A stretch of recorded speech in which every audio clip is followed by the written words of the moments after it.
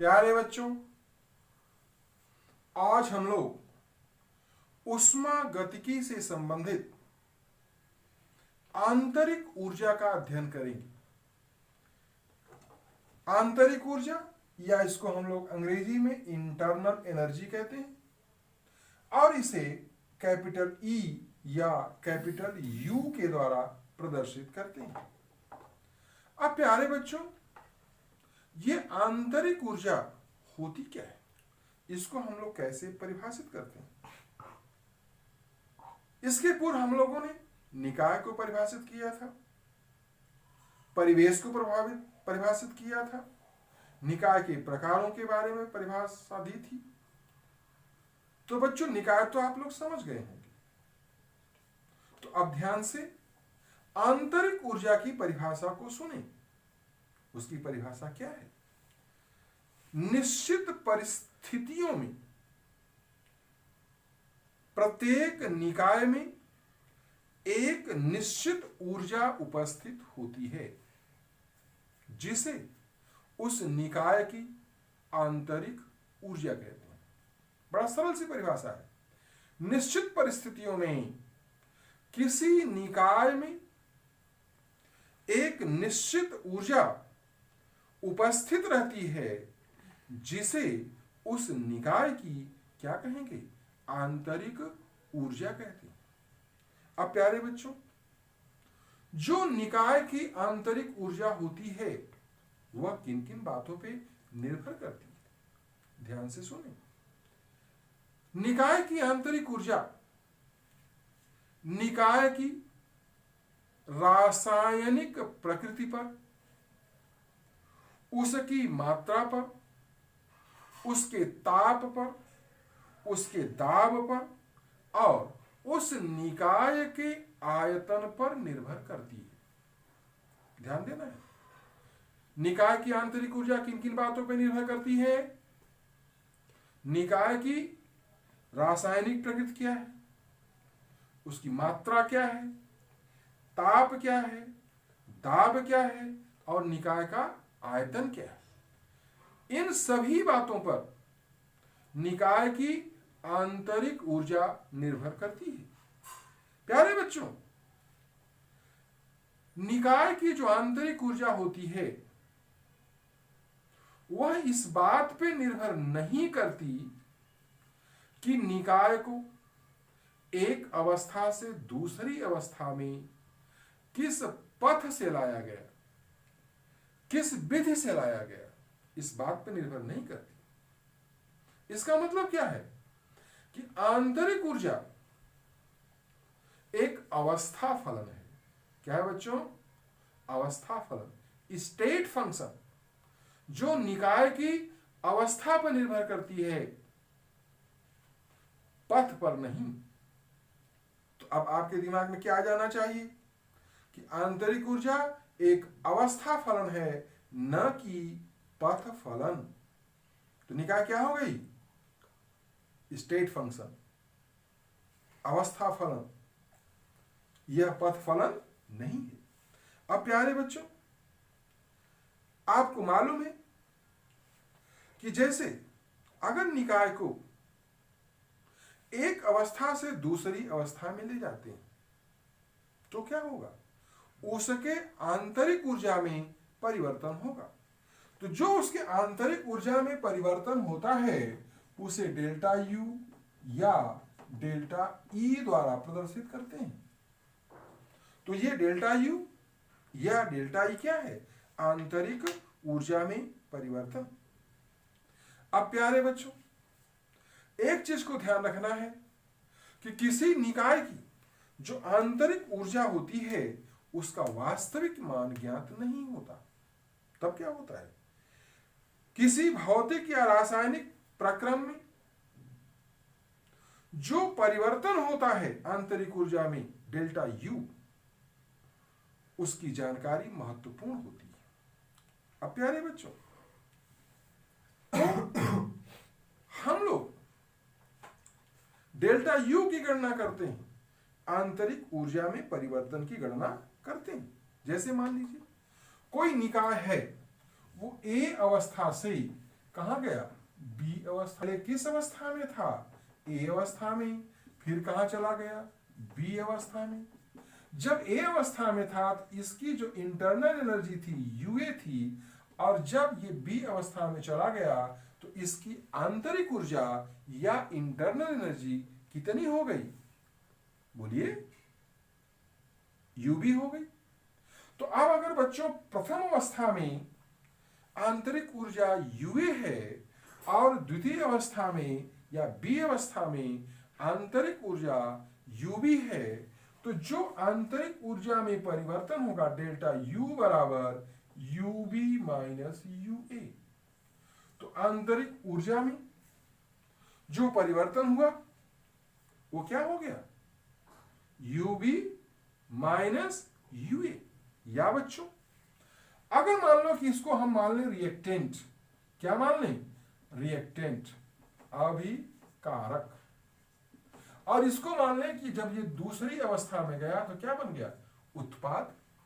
तो अब यहां पर बच्चों अगर ये हम डेल्टा यू निकाल दें तो क्या हो जाएगा, यूबी यानी कि आंतरिक ऊर्जा ऑफ उत्पाद प्रोडक्ट माइनस आंतरिक ऊर्जा ऑफ अभिकारक।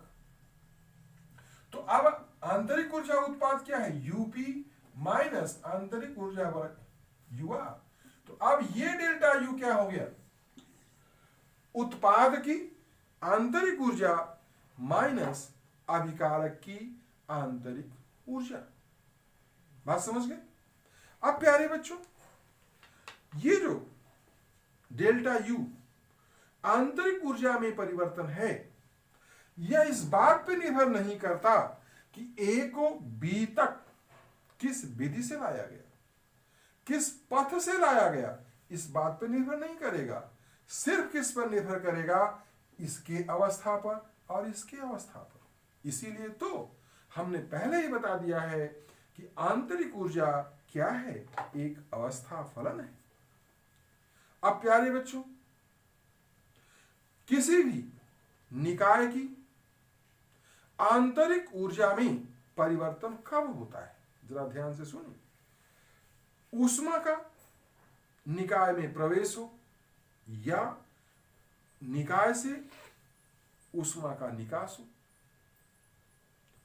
तो पहली कंडीशन क्या होगी कि यदि किसी निकाय में ऊष्मा का प्रवेश होता है या निकाय से ऊष्मा का निकास होता है, निष्कासन होता है, तो आंतरिक ऊर्जा में परिवर्तन होता है। दूसरी क्या है बच्चों,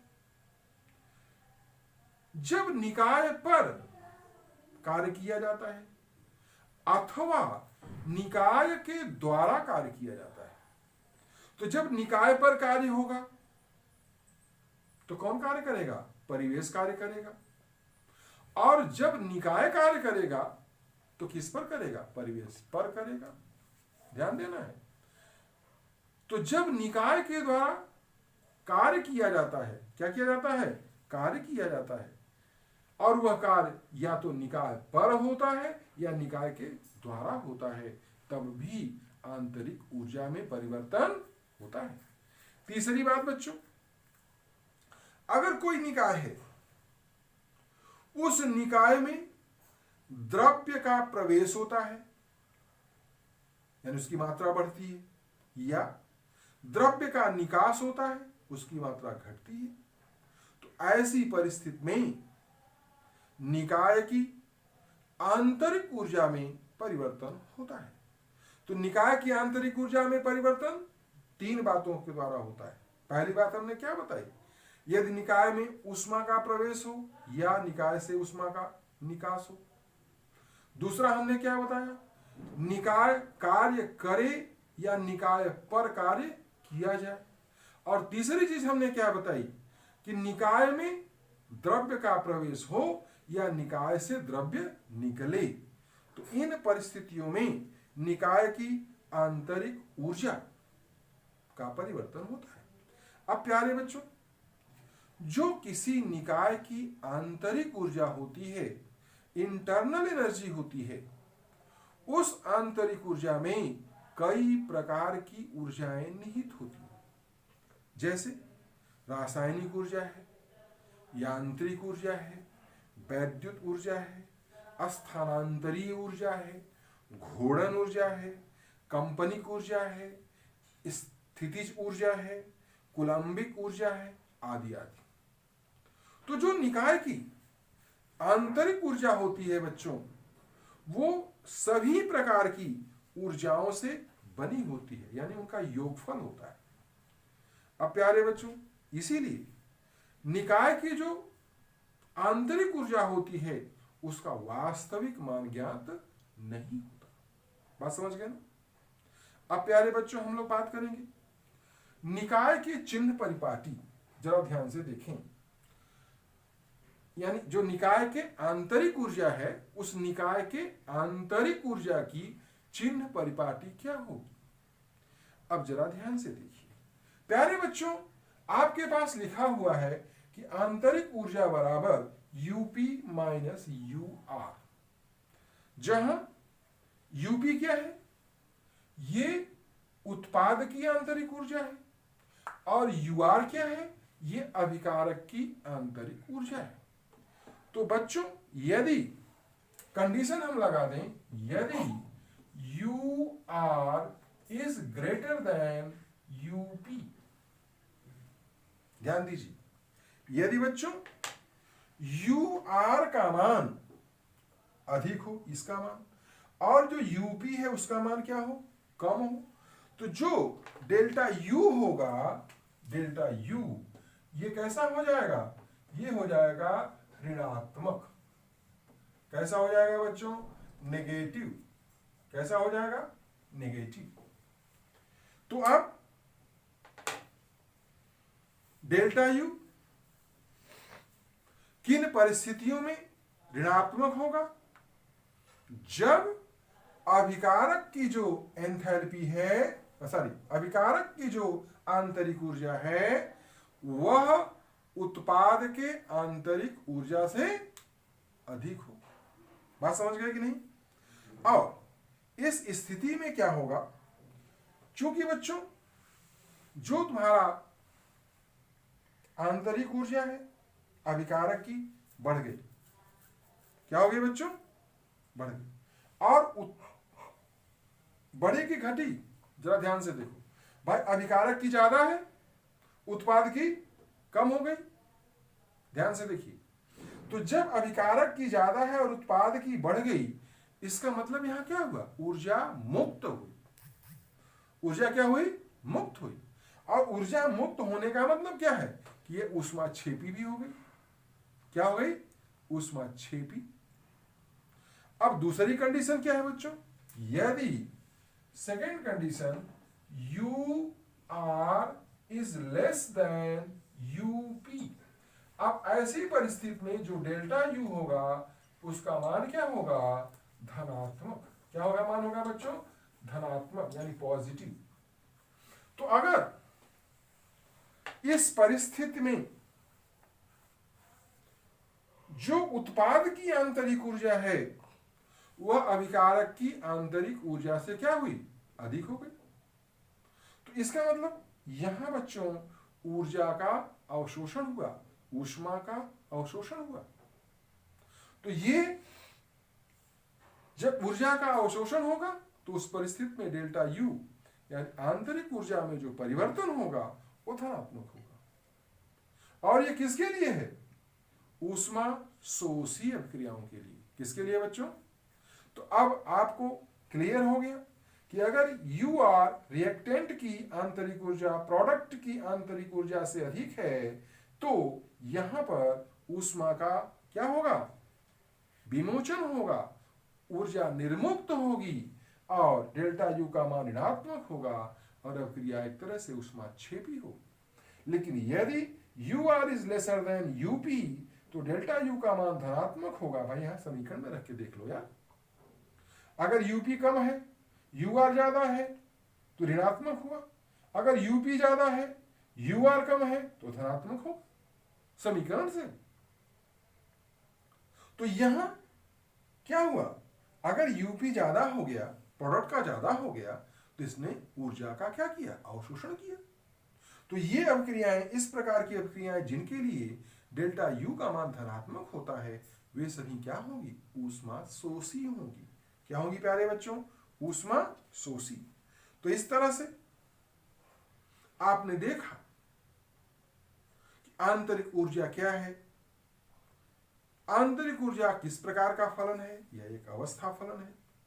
यह किन किन बातों पर निर्भर करता है?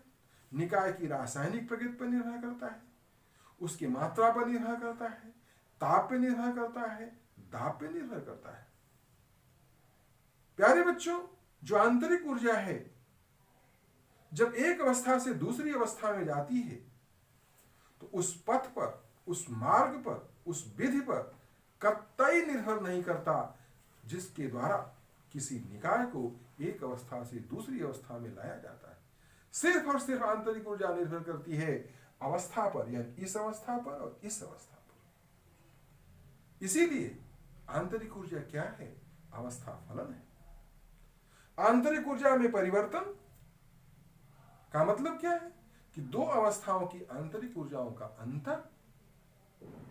अब अगर मान लो हम अभिकारक और उत्पाद लेते हैं तो आंतरिक ऊर्जा में परिवर्तन यूपी माइनस यू आर। अब यहां कंडीशन हमने लगा दिया, इसकी जो चिन्ह परिपाटी क्या होगी?